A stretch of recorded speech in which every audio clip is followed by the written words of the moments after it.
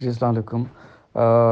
دراصل بات یہ ہوتی ہے کہ جب کوئی کمیونٹی یا کوئی گروپ لوگوں کا ایک خاص سیٹ اپ کے اندر رہتا ہے اور رہتا چلا جاتا ہے، جس کا وہ عادی ہو جاتا ہے، تو ایک وقت کے بعد ایک ایب نارمل ریلیشن شپ جو ہوتی ہے وہ ڈیولپ ہو جاتی ہے، یہ آٹومیٹک ہوتا ہے، جو کہ ایک انہیلتھی ریلیشن شپ کہہ لیں یا ایک اس کو ایک بیماری کہہ لیں، وہ ایک ڈیولپ ہو جاتی ہے، جس کو میں ذاتی طور پر جو ہے خلافت سنڈروم کہتا ہوں۔ میں ہمارے جو ای میل فورم پہ میں جب لکھتا تھا تو یہ خلافت سنڈروم جو ہے یہ کوئی نئی بیماری نہیں ہے، یہ مسلمانوں میں کافی عرصے پہلے بھی تھی۔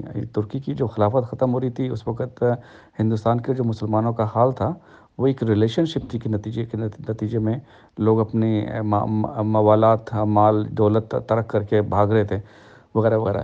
لیکن احمدیہ جماعت کے اندر جو ریلیشن شپ پچھلے 100 سال میں ڈیولپ کر دی گئی ہے، اس ریلیشن شپ کے نتیجے میں ایک بیماری تو جنم لے گئی ہے، آپ اسے خلافت سنڈروم تو جنم لیا ہوا ہے، لیکن یہ ایک ایسی بیماری پہلے کبھی بھی دنیا میں کو دیکھنے میں نہیں ملی، جہاں تک میں مذہبی تاریخ کا مطالعہ میں نے کیا ہے، ہمیں نظر نہیں آتی۔ اس کے اندر ان احمدیوں کی حالت جو ہے وہ بن گئی ہے صدائے ہوئے جانوروں کی طرح، اور ان کے جو اوپر آقا ہیں جن کو منفعت ملتی ہے اپنے ان لوگوں سے، وہ آقا اور صدائے ہوئے جانوروں میں جو ریلیشن شپ ہے اس کو سمجھنے کے لیے آپ کو پاکستان میں پیچھے جانا پڑے گا، 1970s 80s اور ارلی 90s میں، اور ہندوستان میں بھی، جہاں پر جانوروں کو صدایا جاتا تھا اور صدانے کے بعد جو ہے ان کو منفعت کے لیے استعمال کیا جاتا تھا، اپنی کاروبار کے لیے استعمال کیا جاتا تھا۔ مثال کے طور پر ریچھ کو دیکھ لیجئے، ریچھ کا تماشا ہوتا تھا، بکری کا تماشا ہوتا تھا، بندر کا تماشا ہوتا تھا۔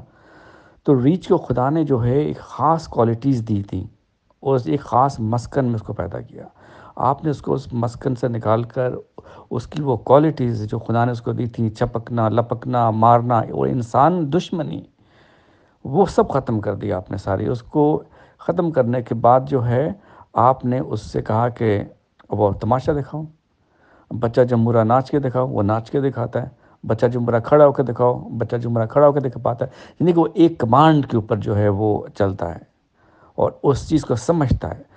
لیکن یہاں پر جو اہم بات میں آپ کو بتانا چاہتا ہوں، اس ریلیشن شپ کے اندر جو ہے ریچھ کی محبت اپنے آقا سے ہے اور آقا کی کوئی محبت ریچھ کس سے نہیں ہے، یہ سمجھنے کی ضرورت ہے۔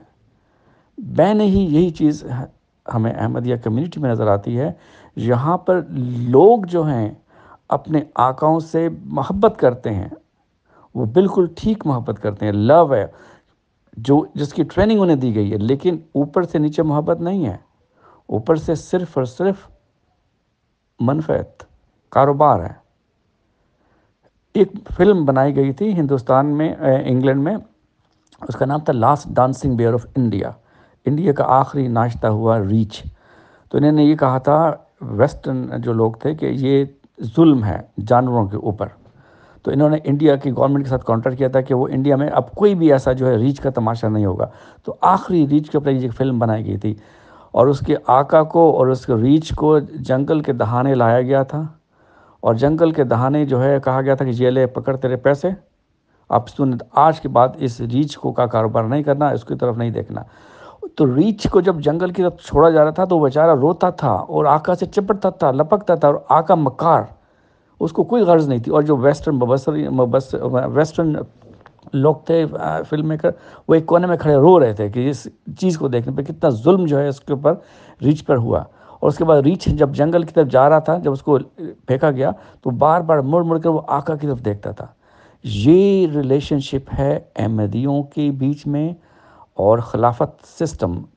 خلافت سسٹم میں اس لیے کہتا ہوں کہ خلیفہ، خاندان مسیح اور 10% لوگ ہیں جو ان کے خاص الخاص لوگ ہوتے ہیں، یہ کرتے دھرتے ہوتے ہیں، انہی میں سے پھر وہ خلیفہ شریفہ بنتے۔ یہ ریلیشن شپ بن چکی ہے۔ اس کو کوئی بھی شخص جو ہے جماعت احمدیہ کے اندر سے جو ہے یہ کہہ کے ختم نہیں کر سکتا، اس کے لیے ایک تھرڈ پارٹی چاہیے، اور میں سمجھتا ہوں اس کے لیے جو ایکس احمدیز جو ہیں جو رول پلے کر رہے ہیں وہ بہت زبردست رول ہے، بہت زبردست رول ہے۔ اس کی دوسری مثال میں یہ دیتا ہوں، بعض لوگوں کو یہ سمجھ میں نہیں آتی، وہ یہ کہتے ہیں کہ جی احمدی لوگ جو ہیں چھوڑ کیوں نہیں دیتے، چھوڑ دیں، نہیں چھوڑ سکتے. یہ ایسے ہی ہے. ہمیں یاد ہے ہم اپنے بچپن میں مسجد کے اندر جو ہیروئن چیز انہیں بند کر دیا کرتے تھے. وہ تڑپتے تھے, پھر جب تڑپتے تھے پھر ان کو نکال دیتے تھے. دیکھیے میں یہاں پر پریکٹس کرتا ہوں میڈیسن کی. ہم ایسے مریضوں کو جو ایڈکٹڈ ہوتے ہیں انہیں ایک نشے سے کو تڑوانے کے لیے دوسرے لیس پوٹنٹ ایڈکشن کی طرف لایا جاتا ہے, لیس پوٹنٹ ڈرگس کی طرف لایا جاتا ہے.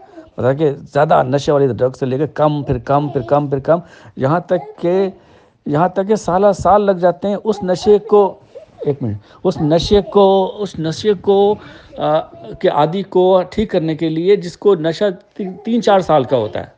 یہاں تو نسلوں کی نسلیں جو ہیں وہ اس ایڈکشن کا شکار ہیں.